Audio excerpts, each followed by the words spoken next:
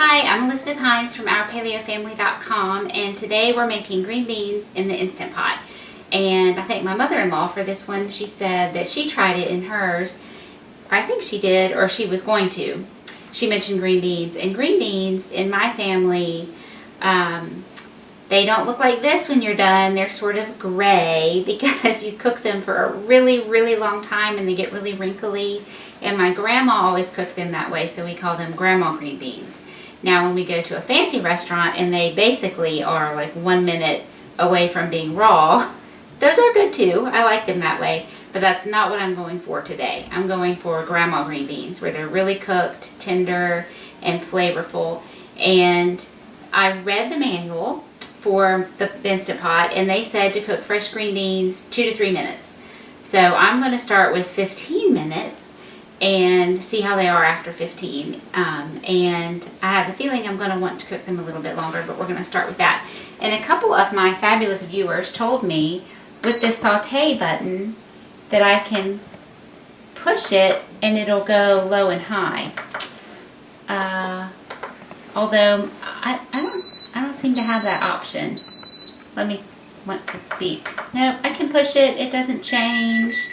Let's see. Adjust. No, I can't adjust. I can adjust the pressure low and high, but I can't adjust the saute to be low or high. I don't see any other option for that, just on and off. So those of you who said you can adjust the saute level, I would love to know how you do that. Mine doesn't seem to do that. So I just put a little bacon grease in here. Sometimes I'll fry a piece of bacon and then just leave it in there while I cook my beans. This is how I do it on the stove. But I didn't have any bacon, but I had my reserved baking fat from my Good Healthy Bacon.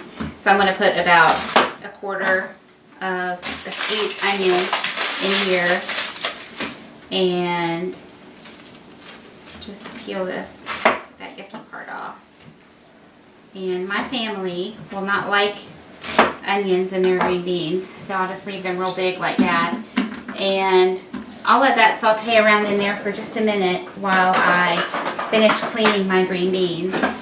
I'm sure y'all know how to clean fresh green beans, but I'm going to show you anyway. I already did these. So a lot of times from the grocery store they look like this, where the stem end has already, like they took it off when they picked it. When they picked them, they should have left that little stem on there, which is going to keep this whole thing nice and fresh. And then I just break that off. Well, see, they broke it already, so now this part's brown, so I have to break it a little bit more. So that's okay. So just look at them. They're a little bit brown. Break that end off. With this little tail end, you can leave that on. It'll be nice and tender. Just make sure they're all good. That one's broken off on both ends. We don't want that one.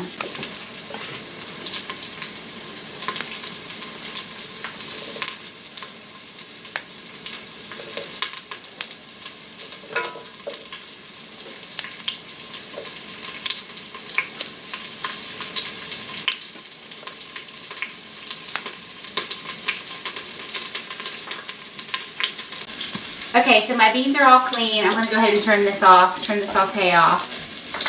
And, you know, you have to have some liquid in there, so I just have that little bit of bacon fat and onion. So I'm going to use chicken broth because it has really good flavor. Instead of water, anytime you can use something with flavor instead of water, do that. So beans cooked in broth is a great idea. This is just some chicken broth. It looks kind of gross because the fat has risen to the top, and then I've used some of it, so it's kind of broken up and it's floating around in there, but it's totally fine. So I'm going to pour in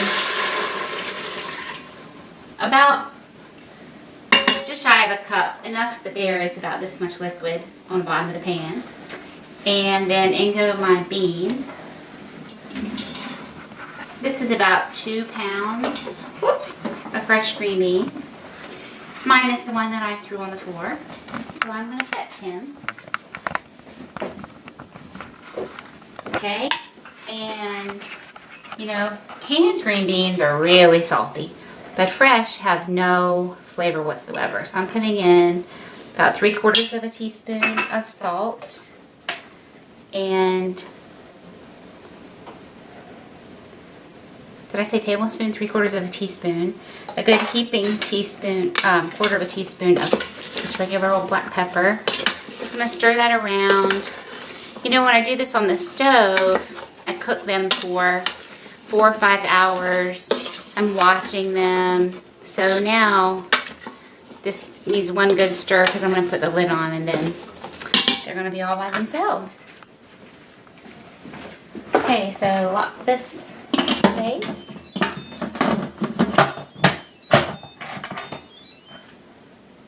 Did I do that right? Yes. Set this to sealing. I want manual, and I'm going to do 15 minutes. I was last making broth in there. That's why it was at 90 minutes. So we're on high pressure, 15 minutes, and then we'll see how they're doing. Hi everybody, so we are back. The green beans have been under pressure for 15 minutes. It took about 5 to 6 minutes for it to come to full pressure, and it's been done for 3 or 4. And I'm just going to go ahead and quick vent in case I need to cook them longer. I don't want to take the time to let it depressurize naturally. So I'm just going to switch this to venting. Actually, I'm going to move this away from my little light fixtures there. And it went right towards them. It always does that. They've got to move it away. Okay, so it took about 2 minutes for all the steam to come out, the pressure to release.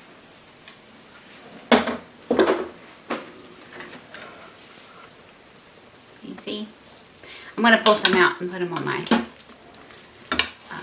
plate. So they look good. They're not as wrinkly as I prefer. I mean, they are tender. They are done. You could eat them, of course, because you can eat them raw. But are they as done as I want them?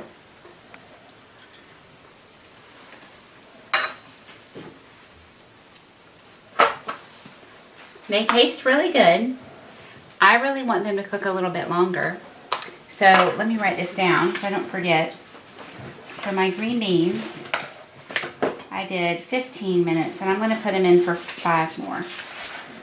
Let's see, 15 plus 5. They needed a little more pepper, and they needed a little more salt. So I did 3/4 of a teaspoon, so they needed a full teaspoon of salt. I probably could have gotten by with a little less broth in the bottom because obviously the green beans are largely made of water, but that's okay. So I'm just going to pop this back on real quick. Maybe. There we go. Sealing. And I'm going to do 5 minutes. I got to turn it off, turn it back on to manual, turn it down to 5. By the time it comes back up to pressure, then depressurizes for a couple minutes, I think they'll be perfect. And that timing will work out with the rest of my dinner, so yay! Okay, dinner's ready. I cooked my green beans for 15 minutes, if you recall, and then I did 5 more minutes because I wanted them a little more done. So let's take that lid off. I just did the quick venting because I'm ready for dinner.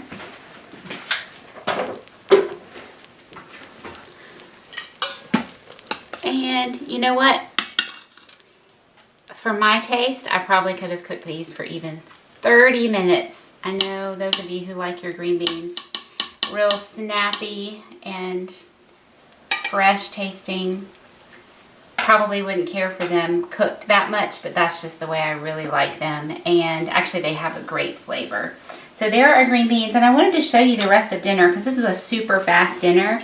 So these are my oven baked chicken thighs, and I know they don't look fabulous and they don't look like anything fancy, but they really taste like fried chicken. And all I did was salt and pepper my boneless chicken thighs. I put a little bit of bacon fat in my pan. This was a bacon fat dinner. And browned them on one side. Did I say salt and pepper? Salt and pepper on both sides. Browned them and then flipped them and then put it in the oven at 425. And they cooked for about 45 minutes. Thighs are so forgiving. You can cook them for a very long time. And in the end,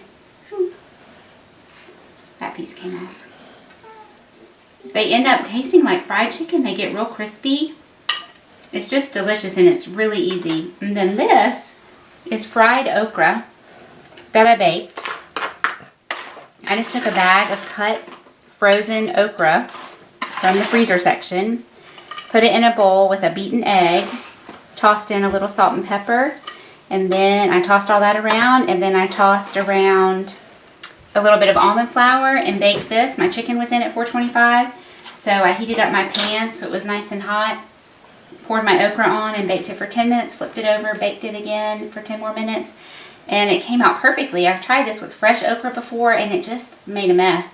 So maybe the secret is starting with frozen okra, but it is delicious. I'm going to sprinkle on a teeny bit of salt. Anytime you fry or even pseudo fry, like oven fry, I'd like to put a little salt on at the end because it really then absorbs and just tastes good. That's a yummy mineral salt. So that's dinner tonight, our Instant Pot green beans, oven fried chicken, and oven fried okra. Yum, yum.